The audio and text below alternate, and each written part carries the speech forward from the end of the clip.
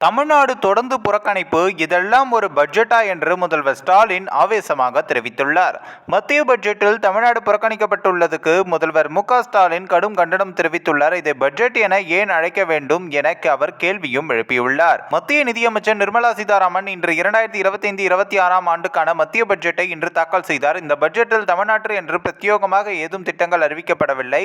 தமிழ்நாடு என்ற வார்த்தையை நிதியமைச்சர் நிர்மலா சீதாராமன் உச்சரிக்கவில்லை. கடந்த பட்ஜெட்டிலும் தமிழ்நாட்டிற்கு திட்டங்கள் ஒதுக்கப்படாத நிலையில் இந்த முறையும் தமிழ்நாடு முற்றிலுமாக புறக்கணிக்கப்பட்டுள்ளதற்கு தமிழ்நாடு அரசியல் தலைவர்கள் கடும் கண்டனமும் தெரிவித்து வருகின்றனர். இந்நிலையில் மத்திய பட்ஜெட்டில் தமிழ்நாடு புறக்கணிக்கப்பட்டுள்ளதற்கு தமிழ்நாடு முதல்வர் மு.க.ஸ்டாலின் கடும் கண்டனமும் தெரிவித்துள்ளார். இது தொடர்பாக அவரது தனது எக்ஸ் பக்கத்தில் வெளியிட்டுள்ள பதிவில், ஒன்றிய நிதிநிலை அறிக்கை என்றாலே தமிழ்நாட்டை பொறுத்தவரை ஓர வஞ்சனை தானே, தமிழ்நாடு என்ற பெயர் கூட தொடர்ந்து இடம்பெறவில்லையே என்ற கேள்வியும், எத்தனையோ கோரிக்கைகளை முன்வைத்ததுமே அதில் ஒன்று கூடவா உறுதி செய்ய அறிக்கையில் சேர்க்க மனம் வரவில்லை என்ற கேள்வியும், நெடுஞ்சாலைகள், ரயில்வே திட்டங்கள், கோவை மதுரை மெட்ரோ ரயில் எதையுமே கொடுக்காதது ஏன் என கேள்வியும், எது தடுக்கிறது என்ற கேள்வியும், பொருளாதார ஆய்வறிக்கை, உயர்கல்வி நிறுவனங்களின் தரவரிசை அறிக்கை, நிதி ஆயோக் அறிக்கை என ஒன்றிய அரசின் அனைத்து அறிக்கைகளிலும் முதன்மையான இடத்தை பிடிக்கிறது தமிழ்நாடு.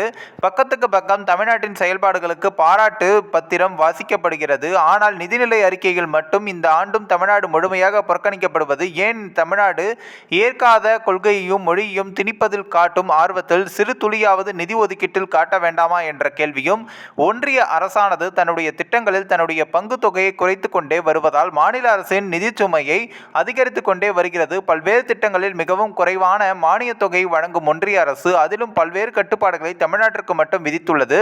விளம்பர மோகம் கொண்ட ஒன்றிய அரசு திட்ட விளம்பரங்களில் ஒன்றிய அரசின் முத்திரை இடம்பெறாவிட்டால் திட்டம் சரியாகவும் செம்மையாகவும் செயல்பட்டிருப்பினும் நமக்கு சேர வேண்டிய திட்ட நிதியை விடுவிப்பதில்லை. விளம்பரம் ஒன்றையே பாராட்டும் ஒன்றிய அரசு மக்கள் நலனில் எந்த ஒரு அக்கறையும் காட்ட மறுக்கிறது.